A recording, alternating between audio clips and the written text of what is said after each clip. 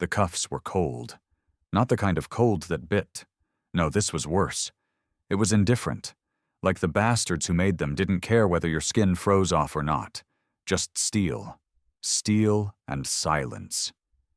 They marched me down the corridor like I was some wild dog on a chain. 6 guards. All armed. Overkill for a mechanic from Earth.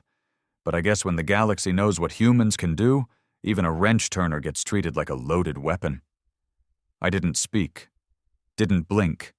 I just stared at the red-skinned diplomat walking ahead, tail swaying, smug little flicks like she'd already won. She was talking into a translator, her voice smug and smooth. "He's the last piece," she said. "Earth will stand down if they want him back alive." I almost laughed. Idiots. They still thought Earth gave a damn about me. But here's the thing. No alien empire understood about humans. We don't make deals when we're bleeding. We make war. And the more blood you draw, the less we care about peace. That's how they screwed up. Because I wasn't a diplomat. I wasn't a general. I wasn't some senator's son or war hero. I was just a survivor, taken from a mining colony off Saturn's ring during the first sweep. They thought I was leverage. But Earth doesn't do hostages. The guards tossed me into a steel room with a single chair and bolted the door. One of them leaned in close, his yellow eyes gleaming. "If Earth wants you alive, they better talk." I stared back, cracked a smile. "Then you better start digging my grave, lizard." He didn't like that. He backhanded me hard, split my lip. But I didn't flinch. Not because I was tough. Hell, I was terrified, but because I knew something they didn't. Earth wasn't going to negotiate. They were going to respond. Hard. I sat there bleeding for an hour, maybe 2. Then the alarms started. Not gentle ones. Not warnings. Full sirens. Deep, violent, rattling through the metal walls like thunder trapped in a coffin. Shouting outside. Boots running. Something exploded down the corridor, and the floor shook under my feet. Showtime. The door burst open, smoke curling in like a whisper of death. A guard stumbled in, blood pouring from a hole in his chest the size of a fist. Behind him came the silhouette of a human in full blackout armor, rifle raised. "You McKenna?" he barked. I nodded. He tossed me a blade, real one, carbon steel, no energy junk. "Suit up. Earth's not here to talk." I followed him into chaos. The corridors were littered with alien corpses, blood in colors I never even knew existed. Green, violet, black sludge. The air reeked of burning circuitry and ozone. Every step I took echoed the scream of revenge. I passed a child, human, maybe 10 years old, held tight in a soldier's arms, her face ash-covered, her eyes wild. She wasn't crying, just watching, like she'd seen too much already. So had we all. The plan was simple. Rescue the hostages? Sure. But only after sending a message. Earth had launched 2 dreadnoughts, not to negotiate, not to retrieve me, to erase. They weren't saving me. They were burying them. By the time we reached the docking bay, the sky above was burning. Planetary shields crumbled like tissue paper under the barrage. No demands, no mercy, no announcements.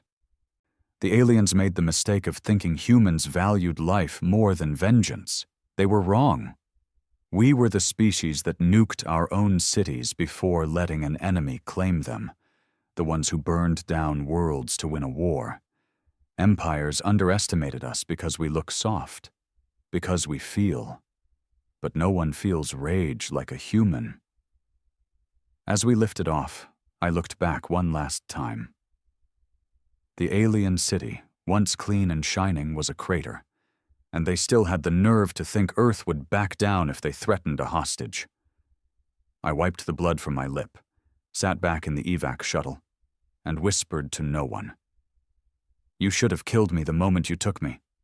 Now, you've just given Earth an excuse.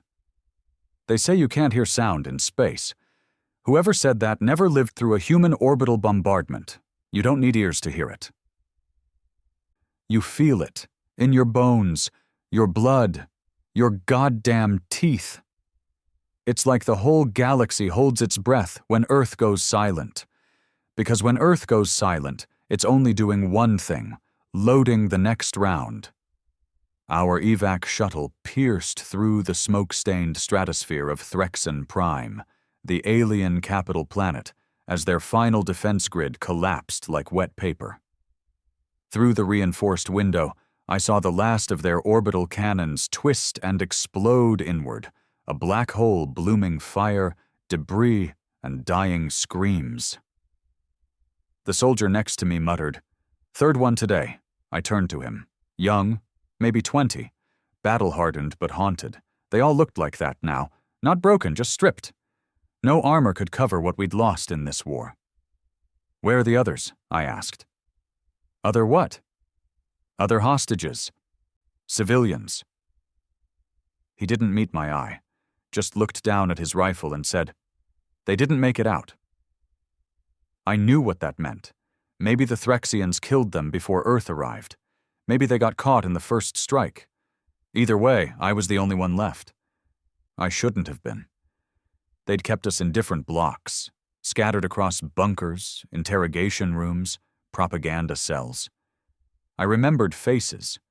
Old engineer from Luna Station, a mother with twins, a teenager from Europa who never stopped humming Earth songs, even when they beat her for it. Now, vaporized, left behind, or both. I clenched my fists, the pain shooting up my arm reminding me I was still healing. "And they think I'm the bargaining chip," I muttered. The soldier scoffed. They thought. The shuttle docked on the SS Deliverance, one of Earth's newest dreadnoughts. It was less a ship and more a floating executioner. Every surface was weaponized, every corridor echoed with footsteps that only marched forward. There were no windows. You didn't need to look out, only down. Commander Hale met us at the airlock. Big man, square jaw, cold eyes. Not a politician in uniform, a soldier, forged from fire and command. "You're McKenna," he said. Not a question. I nodded. "Supposedly the valuable one." His lip twitched, not quite a smile, more like disdain. "You were bait," he said plainly. "We always knew they'd use someone." "You came for me." "No, we came to bury them. You were a loose end." The honesty hit harder than the Threxian's backhand had. I liked him for it. "Good," I said. Hale turned to walk. "Come, you've been in chains too long. It's time you see what Earth really is now." The command deck was cold, metallic, efficient. Screens flickered with real-time data.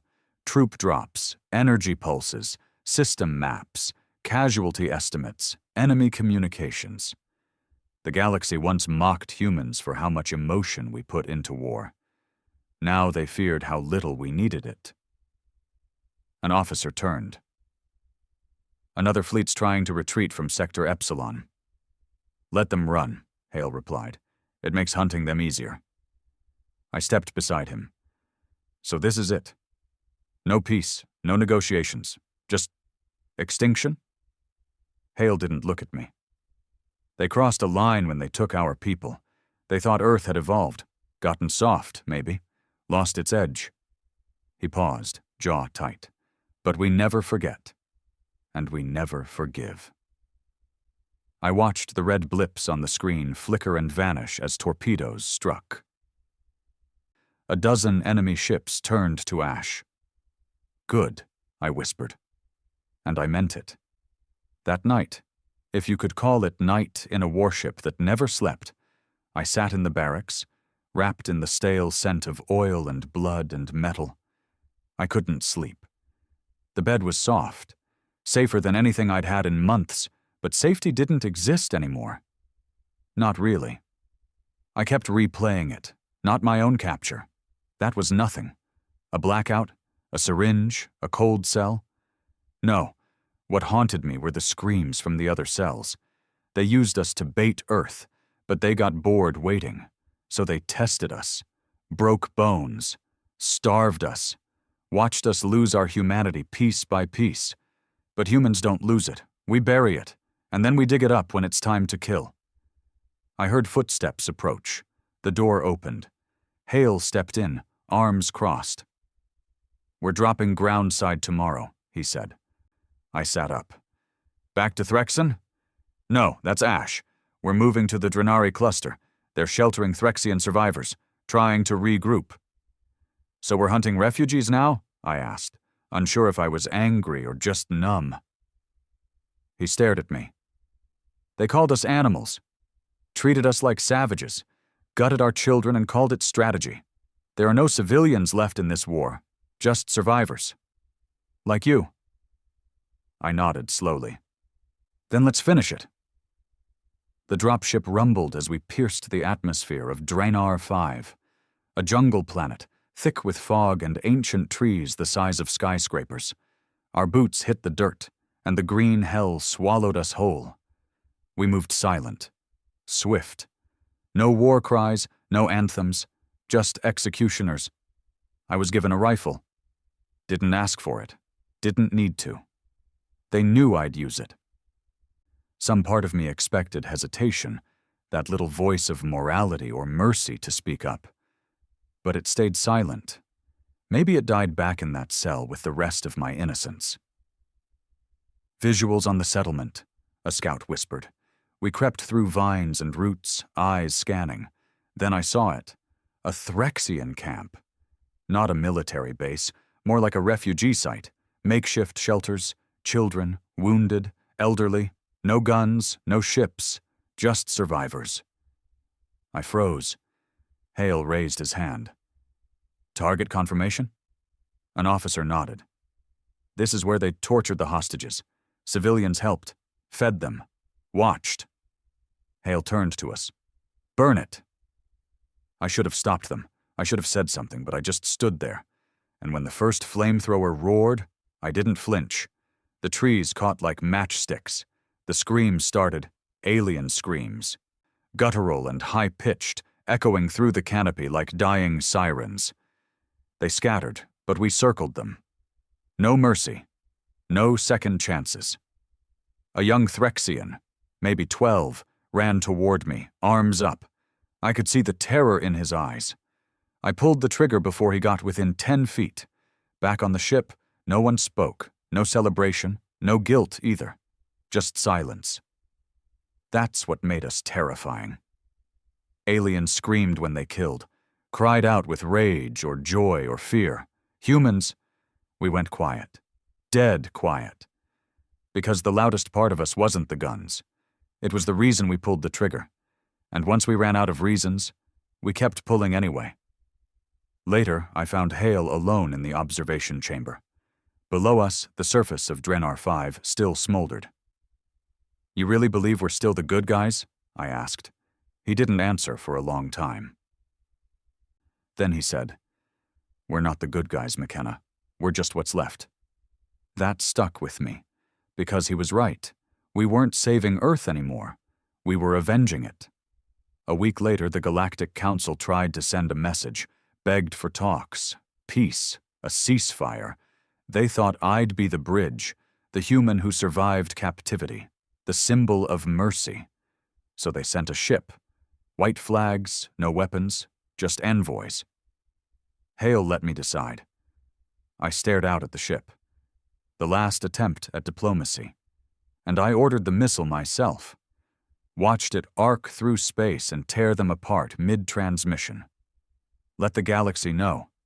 Earth doesn't do symbols anymore. Earth does retribution. And I wasn't a hostage. I was the warning. The missile strike replayed in my head for days. Not because of guilt, because of the silence that followed.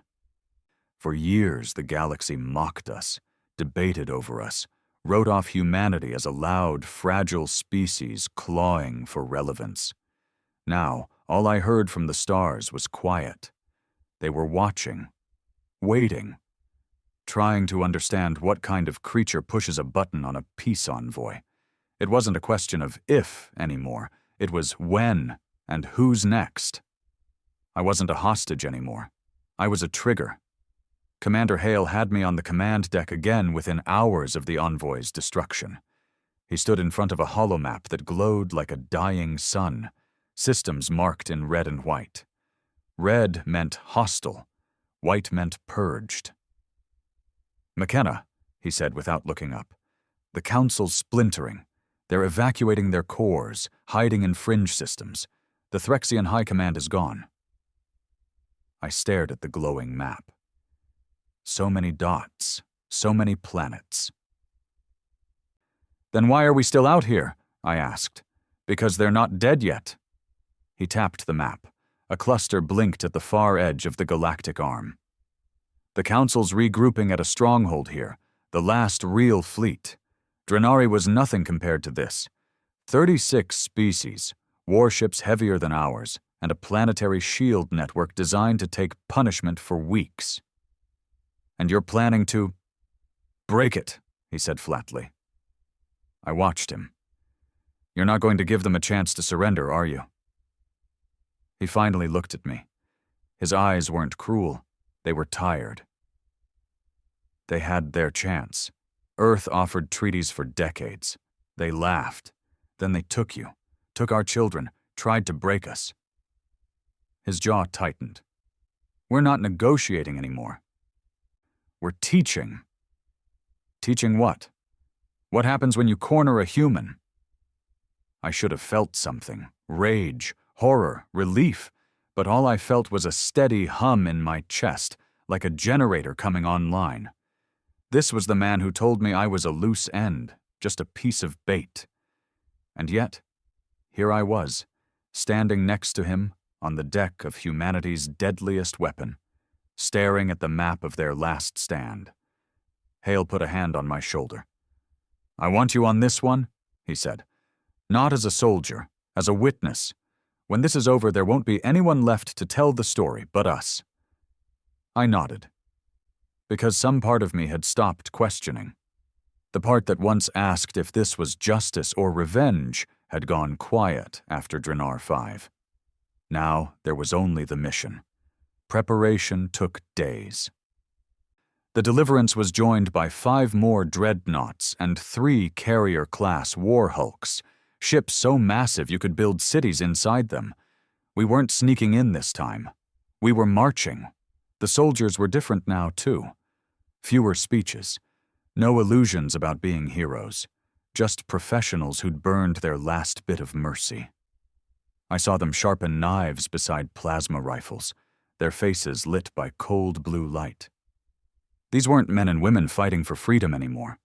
They were executioners with dog tags. And me? I wasn't sure what I was. Some nights, I caught myself staring at my reflection in the black glass of the ship. My eyes had changed, not in color, in weight. They didn't flinch anymore, didn't soften. I'd seen myself as a victim for months, but now I looked like one of them, a soldier without a uniform. The fleet jumped into the target system under full combat alert. No warnings, no hails, just weapons hot. The view on the screen took my breath away. The stronghold wasn't just a planet. It was a fortress. Rings of battleships floated like armored halos, their hulls bristling with energy cannons. Shield generators lit up the sky like a second sun. Below, the planet's surface was a maze of bunkers and anti-orbital batteries. "They're dug in," I muttered. Hale's voice was calm. "Good. We won't have to chase them." The first hour was fire. Human dreadnoughts cut through the outer ring like knives through wet cloth. Alien ships fought back viciously, more viciously than anything we'd faced so far. Beams of blue energy sliced through one of our carriers, splitting it in 2. Thousands died in seconds. Hale didn't blink. "Maintain pressure," he ordered. "Push them into the choke zone." I gripped the railing, knuckles white. Explosions flared across the black, chunks of burning hull spinning silently into the void. No escape pods launched, no white flags, just slaughter. It wasn't a battle, it was an exorcism. For every ship we lost, 3 of theirs went down. Humans weren't the fastest or the strongest or the smartest, but we didn't stop. We never stopped. And out here, that made us monsters. Hours later, the outer defenses cracked. The stronghold's shield flickered and bled light like a wounded animal. That's when Hale gave the order. Ground assault. I'd never been on a battlefield like this before. Not Drinar, not Threxen, nothing. When the dropships punched through the shield, the sky was already burning. Alien artillery rained down, ripping soldiers apart mid-drop. Men screamed over comms, others laughed. I couldn't tell which was worse. We hit the ground hard. The air was thick with smoke and ash, the ground trembling under constant bombardment. All around me, soldiers poured out of dropships, firing into the haze. Alien forces rushed to meet us, taller, stronger, but slower, blinking in disbelief at the ferocity of the human charge. I didn't even aim anymore. I just moved forward, firing, reloading, firing again. Every time I squeezed the trigger, another shape fell. Sometimes they were soldiers, sometimes they weren't. It stopped mattering. This wasn't war. This was a lesson carved into the bones of a galaxy that thought we were weak. Somewhere in the chaos, I lost sight of Hale. I pushed forward with a squad into the heart of the stronghold, a vast citadel of black stone and shimmering energy barriers. We blew through door after door, grenades and blades clearing hallways slick with alien blood. Then we found the command chamber. Inside stood the council, or what was left of it. Alien leaders of 36 species huddled behind a final shield, their eyes full of something I'd never seen before in them. Fear. One of them, a tall creature with translucent skin, stepped forward, raising its hands. Its voice trembled through the translator. "Stop. We surrender. Please, we will give back everything. Just stop." For a moment, the world held still. I could feel the weight of it, the choice, the line between vengeance and victory. And then I heard Hale's voice crackle through the comm. "Finish it." Something inside me went cold. I lowered my rifle. "They're unarmed," I said into the comm. "They're surrendering." "McKenna," Hale said, his tone flat. "You know what they did. You know what they'll do if we leave them breathing. This ends now." I looked at the council again. Some were crying. Some were staring at me like I was death itself. Maybe I was. "They're done," I said. "We've won." "No," Hale replied. "We've survived. There's a difference." The squad beside me raised their weapons, waiting for my move. I don't remember deciding. I just remember my finger tightening on the trigger. The shield flickered and died as our tech hacked it. The council leaders screamed, tried to scatter. The squad opened fire. Bright flashes filled the room. Bodies dropped. Voices cut off mid-plea. I shot too. Not because I wanted to, because I couldn't stop. When it was over, the chamber was silent except for the hiss of cooling plasma. 36 species, gone in under a minute. We walked out into the ruined citadel. The sky was dark with smoke and burning debris. Human flags, black now, no longer blue, rose over the fortress. I fell to my knees. I wasn't shaking. I wasn't crying. I just felt hollow, like something had been scooped out of me and thrown into the void. Around me, soldiers cheered faintly, but even that sounded weak. Empty. Hale arrived a moment later. His armor was scorched, his face streaked with soot. He looked at me. "You did well," he said. I stared at him. "We executed them." "They executed themselves when they chose this war." I wanted to scream, to tell him he was wrong.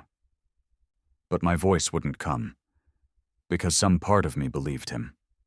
The fleet left the system in flames. No survivors, no council, no one to challenge Earth anymore. But victory didn't feel like victory.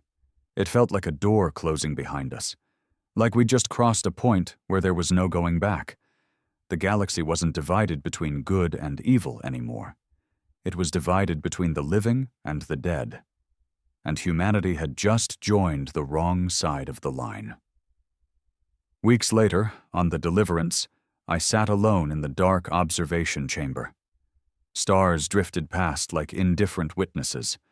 My hands still smelled like scorched metal and blood no matter how many times I scrubbed them. I thought about the kid from the mining colony who never stopped humming Earth songs. About the mother with twins. About the Threxian boy who ran at me with his hands up. About how I killed them all, one way or another. And for the first time since my capture, I realized I wasn't a victim anymore. I was part of the machine. Hale entered quietly, stood beside me, looking out at the stars. "It's over," he said. "No," I whispered. "It started." He frowned. "What do you mean?" I turned to him, and my voice was steady. "You've shown them what we are now. You've shown them what happens when you corner a human, but you've also shown them something else." "What's that?" "That we can be monsters too." Hale didn't answer, just stared out at the stars like they were already burning. And maybe they were, because humanity had won. But at what cost? You'd think peace would feel like something. Warmth, maybe. Sleep. A deep breath that doesn't taste like blood or ash. But it didn't. It felt like waking up in a room where something was wrong but you couldn't quite name it. Like silence that wasn't quiet, but waiting.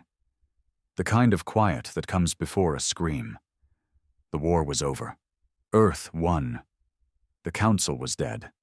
Entire planets burned. And I couldn't sleep. After the stronghold fell, the Deliverance docked at the orbital ring around Ceres, the new hub of human command. Earth itself was healing, but the scars ran deep. Cities rebuilt, skies cleared, but the soul of the species had shifted, hardened. We weren't the same anymore. Neither was I. They gave me a private room, medical, soft bed, artificial gravity set to Earth normal. They even brought me real food, not ration blocks. A steak, potatoes, red wine. I stared at it for 10 minutes before touching it. It felt fake, like it belonged to someone who hadn't spent 6 months in a concrete cell listening to people scream for help that never came. A doctor came in, tall, quiet woman. No name tag, no small talk. She just asked one question. "How do you feel?" I answered with the only truth I had. "Dangerous." She didn't flinch, just made a note on a clipboard and left. 3 days later, Hale summoned me. His office overlooked the shipyards, massive constructs orbiting in silence, building new dreadnoughts from the bones of the old ones. War wasn't over. It was just on pause. "McKenna," he said, pouring 2 glasses of dark liquid. "How's your head?" "Loud," I said. He handed me a glass. Whiskey. Real, not synth. "You earned it," he said. I didn't drink. Just stared at the glass like it was another weapon. "What now?" I asked. "We won. So, now what?" He didn't answer right away, just turned and looked out at the black void beyond the window.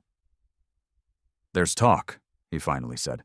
"Whispers, pockets of resistance, species we didn't hit hard enough, civil unrest." I nodded slowly. "Always more to burn." He looked back at me. "Don't sound so disappointed." "I'm not," I paused. "Just wondering if we even remember how to stop." Hale sat down. His voice lowered. "McKenna, Earth needs symbols, heroes, survivors. You've been on the front line in enemy hands, then at the heart of our retaliation. People know your name now. Soldiers follow you. They fear me. They respect you." I laughed, and it came out dry. "Same thing, isn't it?" He didn't argue. Instead, he handed me a data pad. A classified report. I scrolled through it. Intercepted comms, rumors, movement in outer sectors. "You want me to go back out there?" I asked. Hale didn't blink. You're not just a witness anymore, McKenna. You're an asset. They thought killing the council would end it, but it only broke the dam. Now we need someone who understands what this war really was. What was it? He leaned forward. A warning. I agreed. Not because I wanted to, not because I cared about orders, but because sitting in that room with clean sheets and warm food felt more alien than a battlefield. At least out there, I understood who I was. They gave me a squad. Black Ops, no insignia, no names, ghosts. I called them the Forgotten. Most had been written off during the early years. Soldiers MIA, presumed dead, but recovered. Scarred. Broken. Rebuilt. There was a sniper who hadn't spoken a word since her entire platoon was incinerated by a Threxian sun mine. A demolitions expert who lit a cigar every time he blew something up, even if the smoke made him vomit. A tech specialist with implants so deep they said he hadn't slept in 3 years. And me, the survivor. The one they didn't kill when they should have. Our mission was Dolaris 4th, a small moon colony that had stopped responding to transmissions. No distress call, just silence. Last known population, 28,000. Mostly miners, a few scientists, some civilians. Mixture of humans and alien laborers under treaty agreement. Could be resistance, Hale said. Could be worse. Worse? He meant contamination, the kind of psychological warfare the Council had tried in their final months, seeding despair, madness, hallucinations. Their last effort to break human morale wasn't with weapons, but ideas. We dropped in at midnight. The colony was a graveyard. No bodies, no blood, just absence. Lights flickered, machines ran, doors opened, but no one answered. It was like everyone just stood up mid-conversation and walked out. Our boots echoed down empty corridors as we swept through the central district. Thermal? I asked. The tech, Stone, shook his head. No heat, not even rats. I didn't like it. I didn't like how the silence watched us. In the main control tower, we found the first message. Scrawled in black paint across a wall, huge letters, "You showed us what you are." And beneath it, another line. "Now let us show you what we learned." Something shifted in my stomach. I didn't know what scared me more, that they'd disappeared, or that they'd understood. Because that was always the risk. You beat someone hard enough, long enough, and eventually, they start to sound like you. We found a survivor 2 hours later. Alone, hiding in a cryopod under the medical wing. Male, early 30s, human, malnourished, eyes red from crying, or something else. He didn't scream when we opened the pod, didn't even speak at first, just stared at me. "You're him," he whispered. I tensed. "Who?" "The man they didn't break, the one Earth sent back." I nodded slowly. He began laughing. Not joy, not madness, understanding. "They did it, you know," he said. "They didn't need weapons. They just needed us to see you." I knelt beside him. "What happened here?" His voice dropped to a whisper. "They left, all of them. Humans, aliens, everyone. Just walked into the mines. One by one. Why? Because you showed us the truth. We aren't fighting monsters. We are the monsters."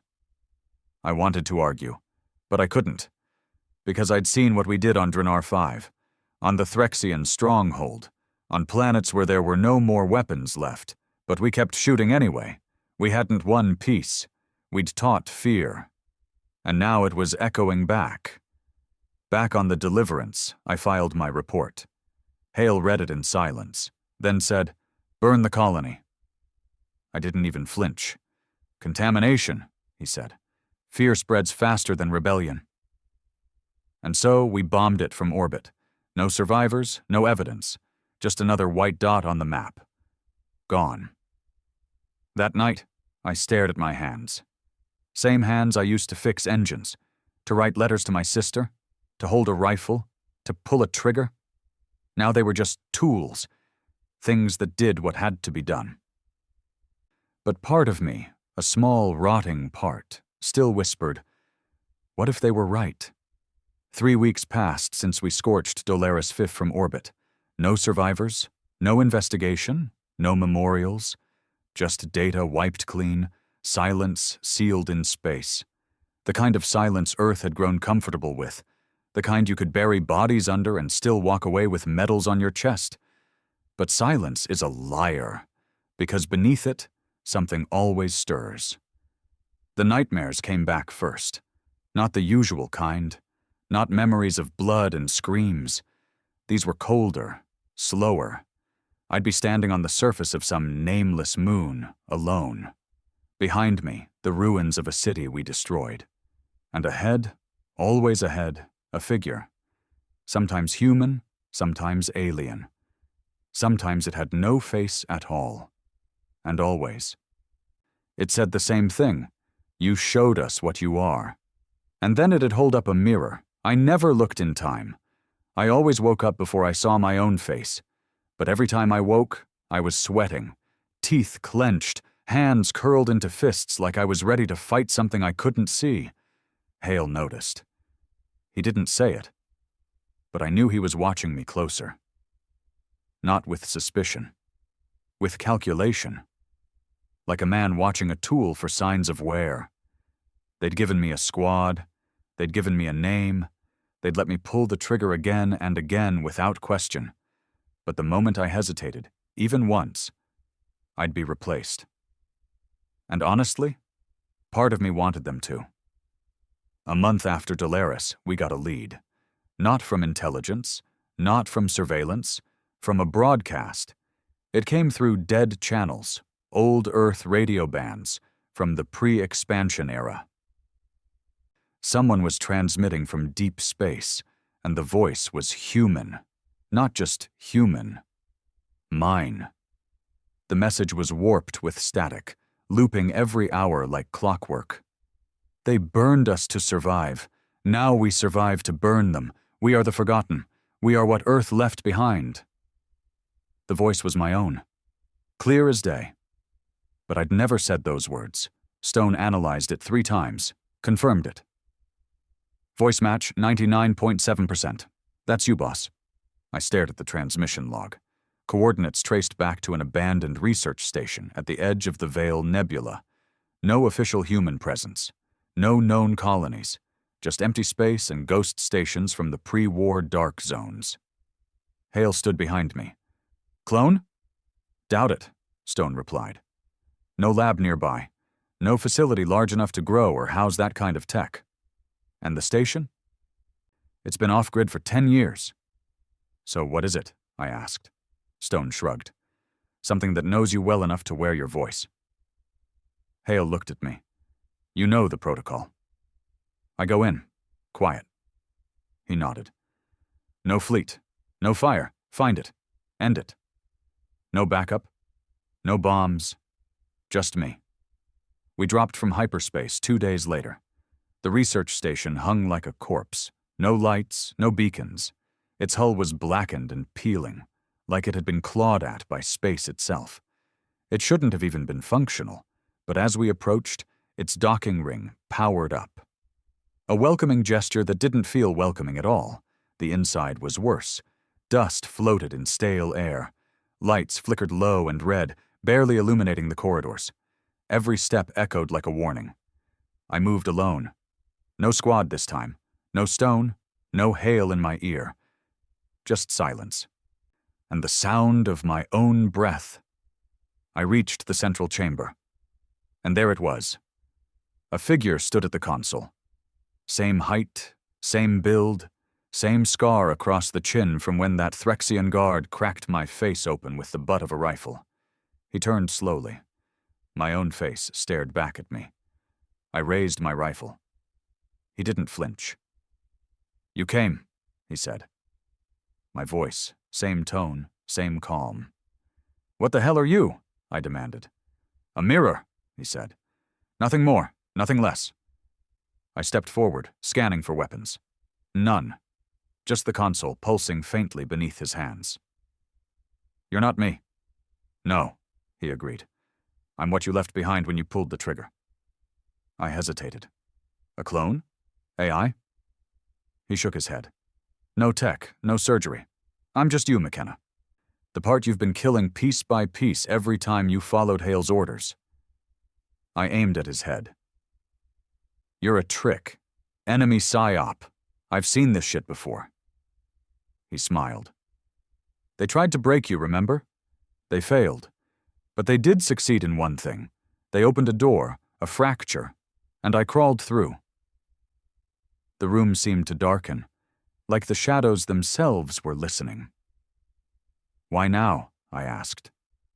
"Why the broadcast?" "Because Earth won the war, but now it's eating itself. Every system we burn, every colony we erase, it leaves a scar, and scars remember." "You're not making sense." He stepped closer. Close enough that I could see the bloodshot lines in his eyes. Same as mine. "I'm not here to stop you," he said. "I'm here to warn you. You're not the last survivor anymore. You're the first ghost." "What the hell does that mean?" "It means you've become the story they'll tell their children to make them behave. Do your work, or the humans will come back." He smiled grimly. "You didn't end the war. You inherited it." I pulled the trigger. The shot tore through his skull. His body dropped without a sound. No scream, no blood, just silence. But the lights in the chamber didn't flicker. They flared. All around me, consoles powered up. Holograms sparked to life. Files, faces, audio logs. Every mission, every execution, every containment strike. The screen showed Drenar 5, then Threxen, then Dolaris.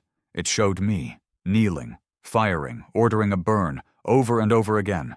A voice played through the system. My voice. The same line. "We showed them what we are." It looped. I ran, back through the corridors. Heart pounding.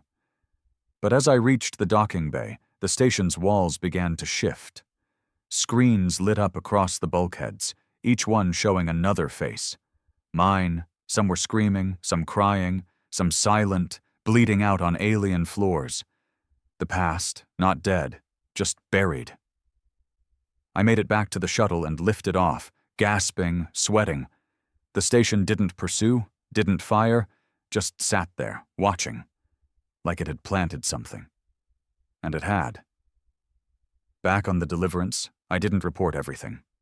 Just enough. "Station was empty," I said. "Broadcast was a loop. Someone screwing with old data." Hale accepted it. Maybe he knew I was lying. Maybe he didn't care. But that night, in the dark of my room, I turned off every light and whispered, "We are what Earth left behind." Because I couldn't stop hearing the voice, my own voice. And this time, it wasn't saying anything at all, just watching, waiting. The whispers didn't stop, not even when I was awake. They weren't words, not at first, just a static buzz at the edge of hearing, like memory trying to crawl out of its grave. After the station, I thought they'd fade, thought I could walk away and forget what I saw. I was wrong. Because the ghost hadn't stayed behind. It had come with me. And it was wearing my voice. The Deliverance stayed in orbit over Trask 9, a newly secured system. Translation: we'd bombed it into submission, and now we were helping the survivors rebuild, under Earth's rules. The usual routine: deploy rations, postcards, rewrite the curriculum, burn the books, replace the flag. Peace, in the new language of Earth, was spelled with silence and surveillance. But Trask was different. The people here didn't fight back. They didn't beg either. They just stared. Men, women, kids, all species. They looked at our ships the way a man stares at the gallows. Not with fear, but with the numbness of inevitability. Even the human colonists, especially them. The whispers got louder on day 4. I stood in the center of a ruined marketplace, watching aid workers distribute food. A kid, maybe 11, took a ration pack and walked straight past the line. No thanks. No eye contact, just silence. "Hey," I said. He stopped. "What's your name?" He looked up at me and spoke in my voice. "We are what Earth left behind." Then he walked away. I turned fast, heart hammering. No one else reacted. No one else heard it. I stared at the boy until he vanished behind a crumbling wall. Back on the ship, I tried to tell Hale. I gave him the truth.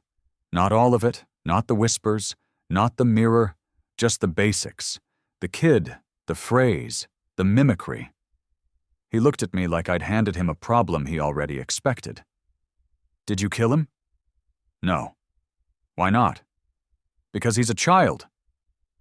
Hale sat back in his chair, fingers steepled. "We've had reports, uprisings. Not like before, not with weapons, with words." He tapped his console. "Colonists repeating things they shouldn't know, exact phrases from classified missions, phrases only you and I should know." I stayed silent. "You think this is coincidence?" he asked. "I think it's too organized to be random." He nodded. "So do I." I frowned. "You knew." He leaned forward. "There's something out there, McKenna. A seed. It's growing inside our own people. We've seen it on half a dozen colonies now. Voices that don't belong. Words that weren't spoken, like the war left behind an infection. And you think it started with me?" He didn't answer. He didn't have to. They gave me new orders the next morning. Not recon, not search and destroy. Internal investigation, targets, human personnel, suspected insurrection, treason, psychological instability. They wanted me to hunt our own. I found the first one in the engineering bay, a technician named Rami. 40s, quiet, good record. His logs showed unauthorized transmissions sent to outer ring colonies, messages with strange structures, half code, half poetry, fragments of speeches I never made but remembered. When I confronted him, he didn't run. He smiled. "Do you know why they followed you, McKenna?" I raised my pistol. "You broke protocol. You're transmitting heresy." He nodded, eyes calm. "But do you know why they follow you?" I said nothing. "Because you stopped pretending," he said. "You pulled the mask off humanity. You showed them what we really are. Not saviors, not diplomats, survivors, killers, gods with bloodied hands." I pulled the trigger. His body dropped. No fight, no regret. But as he fell, I heard his voice. Not with my ears. Somewhere else. "You showed us what you are. Now we show you what we've become. It spread faster than we could contain. By the time we scrubbed the systems, 5 more crew had vanished. Not killed, not ejected, gone. Uniforms folded on bunks, dog tags left behind, lockers untouched, like they walked out of the ship and into the void. The whispers were no longer whispers. Now they spoke. At first it was only in sleep, then in mirrors, then in other people." I confronted Hale again. "Something's wrong." He looked up from his console. "Define wrong." I slammed the report down. Crew disappearing. Civilians repeating classified phrases. Words echoing across planets that were supposed to be sterilized. His jaw flexed. "We're already addressing it." "How?" He tapped the screen. A list appeared. Operation Ash Gate. I read it, and my blood ran cold. Thousands of names, human names, soldiers, engineers, scientists, civilians, targets, all flagged for elimination. "Jesus Christ," I whispered. Hale didn't flinch. "If a seed grows wrong, you burn the field." "These are our own people." "They were," he said, "and now?" He stared at me. "Now, they're what Earth left behind." I stepped back, shaking my head. "You're scared." "No," he said. "I'm prepared." I stared at the list again. My name was at the bottom. Watch for psychological fracture.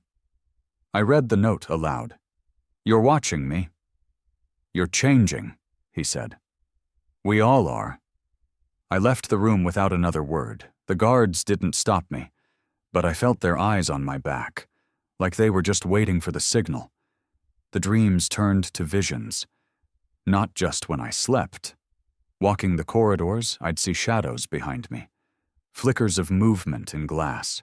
People calling my name who weren't there. And then, one day, I looked into the mirror. And he was back. Me, the version from the station. Bloody, silent, staring. I didn't blink, I didn't break, I just said, "What are you?" He finally spoke. "I'm what's left when the war ends." Trask 9 burned behind us. That's what Hale called containment. That word again, soft, clean, doesn't sound like orbital bombardment. Doesn't sound like human troops dragging out civilians and shooting them for whispers and dreams. Doesn't sound like what we really did. But I saw the bodies. Some of them were ours. 3 weeks before the fire fell, something strange started happening on Trask. First, comms went quiet. Then civilians stopped responding to orders. Patrols vanished. Power grids shut down, not in chaos, but with surgical precision. At first, we blamed local resistance, old alien factions, sabotage. But Trask was a human colony. They were ours.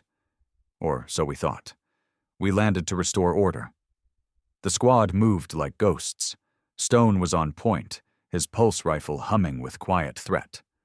The others fanned out behind me, scanning rooftops and corners. Streets were empty. Air was thick with silence. Not fear, not tension. Expectation. Like they were waiting for us to understand something. We didn't. Then we found the message. Spray-painted on the wall of the old government hall. You were never saving us. And underneath that, smeared in blood, we are what Earth left behind.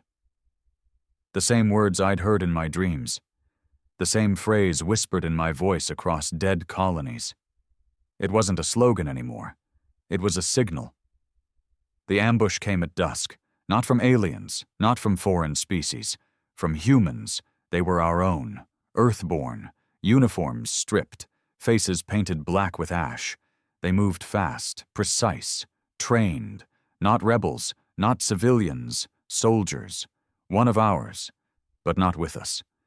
We lost 3 men in the first 30 seconds, a knife to the neck, a rifle shot through a scope. Someone screamed, and then silence. It wasn't a fight, it was a message. I ordered the retreat. We scrambled for the dropships, dragged 2 bodies with us, left the 3rd behind, just meat in a hallway with his eyes still open. From the sky, Trask looked peaceful. Quiet lights, soft winds, the illusion of calm. But beneath it, we knew. They weren't resisting Earth anymore. They were rejecting it. Back on the Deliverance, Hale stood in front of the battle map, jaw tight, arms crossed. Red dots spread across the screen like an infection. Earth colonies, not alien outposts, not council remnants. Ours. "Who are they?" I asked, voice low. He didn't look at me. "Traitors. They're humans. They've abandoned Earth." "No," I said. "They've abandoned you." His head turned. There was a flash in his eyes. Not anger. Doubt. Just for a second. Then it was gone. "They're infected," he said. "Contaminated by contact with alien ideas, psychological viruses, echoes of the war. They repeat your words, McKenna, the ones you never said." I stepped closer. What if they're not repeating anything? What? What if they're just listening? He didn't answer, because we both knew the truth. They weren't copying me. They were following, and I never led them. Something else did. I started seeing it in the crew. Little signs, eyes lingering too long on security feeds, fingers twitching when Hale spoke. Soldiers asking quiet questions they never would have asked months ago. Why did we burn that colony? Why are we still fighting? What are we really protecting? Doubt was a virus, and Earth was sick. Stone came to me one night, alone in the armory. He looked different, more alert, less robotic. He handed me a data chip. No words. Just a nod. I took it back to my quarters and locked the door. Plugged it in. Video file, low-res, shaky. Human soldiers, ours, standing in front of a crowd on Trask. Unarmed, calm. One stepped forward, and I recognized him. Sergeant Keller, MIA 6 months, declared dead after a scouting mission. His voice was clear. They lied to us. Hail, Command, Earth. They said the war was over. It isn't. But the enemy isn't out there. It's the silence, the obedience, the endless blood. You saw what McKenna did. We all did. He showed us what we are. He turned toward the camera. Now it's our turn. I sat frozen for a long time, because I'd never met Keller. But he spoke like he knew me, like he'd followed me, and somehow I knew. He wasn't lying. Next day I called Hale. You need to see this, I said. He watched the whole video. Didn't blink. Didn't interrupt. When it ended, he shut the screen off and handed me a file. Operation Scorch Root. Author, Commander Hale. Signed off by Earth High Command. Mission, immediate elimination of 47 colonies identified as ideologically compromised. I stared at the bottom of the list. Trask 9, and below that, McKenna, Elias, conditional. Monitor for fracture. Terminate if compromised. I didn't react, just handed the file back. You always knew, I said. I always planned, he corrected. Why me? Because you survived, he said. Because you came back broken but useful, and because they see something in you that even I don't. I leaned in. And what if I do crack? He didn't hesitate. I'll put a bullet in your head myself. I walked out of his office, knowing something had shifted. We weren't soldiers anymore. We were executioners holding knives to each other's throats, pretending we were still one unit. And Hale? He wasn't a commander.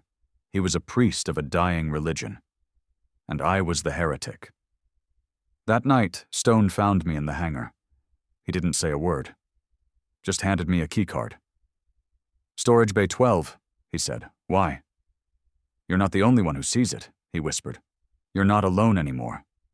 I waited. Who else? He looked around, then back at me and said, everyone who's still human. It started with the lights, just a flicker, barely noticeable, like the ship blinking just once. Hale didn't notice it. The bridge crew didn't either. But I did, because I'd seen something like it before, right before the orbital towers on Trask collapsed. And 30 seconds later, the alarms began to scream. Internal system breach. Reactor stabilization error. Deck 4 pressure loss. Multiple hull breaches. Stone's voice crackled through the comms. They're inside. Repeat, inside. Not aliens. Not some forgotten Threxian detachment. Ours. I was halfway to the armory when I saw the first one, a soldier in black ops gear, crouched over a console, tapping in command overrides with bleeding fingers. She didn't flinch when I stepped around the corner. Didn't even look surprised. She just said, "You made it." I raised my pistol. "Hands up, now." She turned slowly, calmly, and smiled. "You showed us what we could be." "Who the hell are you?" I snapped. But I already knew. The rebellion wasn't a rumor anymore. It wasn't subtext in whispered corridors or shadows behind command screens. It was here. Inside the Deliverance, Earth's greatest dreadnought. And it was using my voice to burn the last pieces of command. I took her down. Fast, clean, but she didn't resist. Even when she hit the ground, blood pooling beneath her, she kept smiling. "We were only waiting for you to wake up." Her last words. The ship shook. Not from attack, from implosion. Systems were folding in on themselves like lungs collapsing, doors jammed, emergency lights flickered to red. I passed 4 more dead guards on the way to the bridge. Not shot, stabbed, up close. Tactical, efficient. This wasn't chaos, this was surgical. Someone knew the deliverance better than we did. The bridge was already a war zone. Hale barked orders over the chaos. Sparks fell from the ceiling. Panels smoked. A fire burned in one corner, ignored by everyone. He turned as I entered. "They're in the reactor decks." "I know. Where's Stone?" "Gone." He didn't ask more. Didn't need to.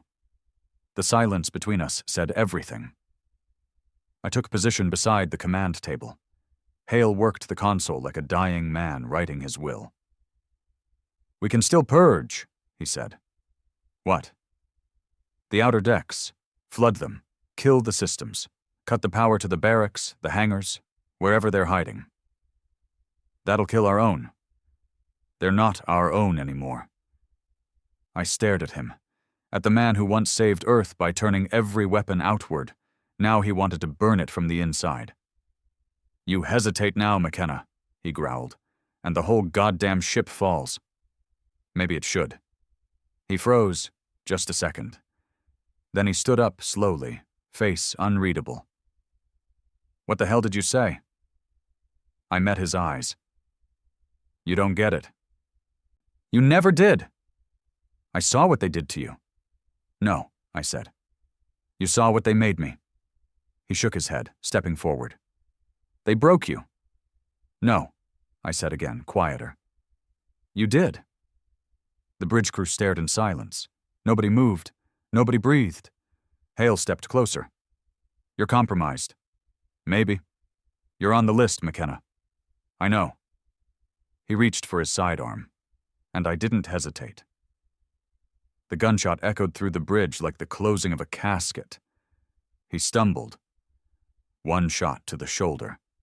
Not fatal, but enough. He dropped the pistol, blood spreading across his chest plate. I stepped in, pressed the barrel to his head, and looked around at the others. Nobody dies unless they fire first. They looked at each other, looked at me. Then, slowly, one by one, they stood down. Weapons lowered, tension broke, just a little. And then the screens went black, all of them. A new message blinked onto every console, every monitor, every HUD on the ship. He chose. "Now it's your turn." Underneath the text, my face. The bridge doors slammed open. Stone stood there, blood on his hands, flanked by 2 others, both in Earth uniforms, both stripped of rank. I recognized one, Lieutenant Harlan. Thought she was KIA during the second strike. Apparently not. "Welcome back," she said. I didn't lower the gun from Hale's temple. "Who else?" I asked. Stone smiled faintly. "More than enough." He tossed a datapad to the floor. It slid to my feet. I picked it up. Names, thousands, crew, soldiers, colonists, all logged under the rebellion's banner. "Why now?" I asked. Stone stepped onto the bridge. "Because you fired first, and then you never stopped." I looked down at Hale. "You'll start a war," he hissed. Stone crouched beside him. "You already did." I made the call, not because I was brave, because I was tired of lying. To them, to Hale, to myself. We secured the ship within an hour. Reactor stabilized, doors unlocked, guns lowered. The deliverance was no longer Earth's blade. It was ours. Some stayed loyal to Hale. They fought, died. Some ran, some begged. But most simply watched. And chose, not because they were radical, because they were done. Done killing civilians in the name of peace. Done turning silence into policy. Done watching men like Hale shape victory into obedience. We gave Hale a pod, didn't kill him. That would have made him a martyr. Instead, we let him drift. Back to Earth. Back to the thing he thought he was saving. Let them decide what to do with the man who lost the Deliverance. As for me, I stood in the command room, alone. The screens came back online. Galactic map, Earth space, rebellion zones, empty stars, and that same voice in my head, the one I'd once feared, once silenced. My own. It said nothing now. It didn't need to, because now I understood. We weren't fighting to survive anymore. We were fighting to remember why we wanted to. They said Earth would never fall. Too many ships, too many guns, too many eyes watching the sky, ready to strike first and ask questions after. But Earth didn't fall from orbit. It didn't need to. It cracked from the inside, like a rib cage split open by something growing inside the heart. And I was the first beat. 1 week after the Deliverance was taken, we sent the message. Not a demand, not a threat. Just a mirror. A broadcast cut into every Earth-aligned frequency. Civilian, military, off-world, hidden. No encryption, no distortion. Just my face. Not the one they put on posters. Not the survivor. Not the hero. The truth. I looked into the camera and spoke the words I never thought I'd say. My name is McKenna. I was a hostage. Then I was a weapon. Then I became something worse, a believer. I believed Earth was saving itself. That every order I followed, every village we burned, every silence we imposed, it was worth something. Peace, maybe. Justice. Survival. But I was wrong. Because I saw what Earth became, and I kept pulling the trigger anyway. They watched in silence. I know they did. Hale, High Command, the Council of Reclamation, the surviving colonies still unsure which side to trust. And more importantly, the millions who had no voice at all. The workers, the farmers, the forgotten fleets too far to matter until the day they were ordered to kill. We've turned the word human into a warning. Into something alien species whisper to their children to keep them obedient. And we were proud of it. We said, they feared us. But the truth is, they feared what we let ourselves become. They feared the part of us we buried so deep. We forgot it was still alive. Compassion, mercy, doubt, the things that made us human. We traded them for victory. And now we wear the ashes like medals. So here's what happens next. We're not attacking Earth. We're not taking cities or stealing planets. We're not here to destroy, we're here to remind. The message ended with one sentence. A repeat of the phrase that started it all. You showed us what you are. Now we show you what we've become. The response came faster than we expected. Within hours, Earth Command sent a fleet. 3 dreadnoughts, 5 cruisers, an armada bigger than anything deployed since the war ended. It was a show of force, not just to crush us, but to silence everyone who thought of joining us. They called it Operation Home Guard. But we knew the truth. This wasn't about defending Earth. It was about erasing the stain.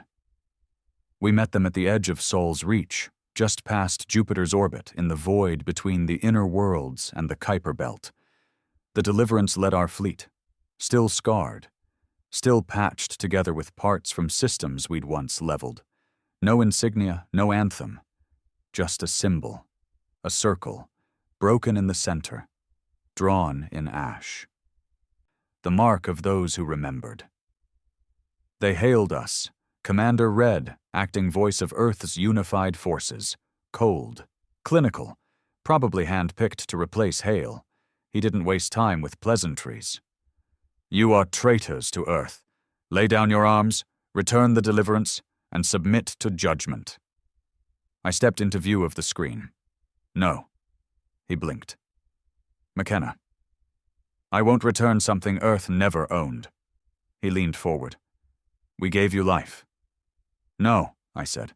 You gave me a purpose. Then you took my soul to pay for it. We knew they'd fire first. We let them. Because this wasn't a battle we could win with numbers. It had to mean something. The first barrage ripped through one of our support cruisers, the Solaris, tearing it in half with a single beam. Over 500 souls gone in 3 seconds. We didn't flinch. Stone had prepped us for this. His crews were already cutting power to all non-essential decks, rerouting shields, deploying ECM fields thick enough to paint the sky in static. This wasn't just war. This was resistance. Our return volley was precise. Not overwhelming, not a slaughter. Aimed shots, weapon arrays, thruster banks. Disabling, not destroying. We didn't want martyrs. We wanted them to see what restraint looked like. But Earth's fleet didn't understand restraint anymore. So they escalated. The Righteous Flame, their lead dreadnought, began targeting our medical ships, civilian transports, supply runners. No strategic value. Just shock, just punishment.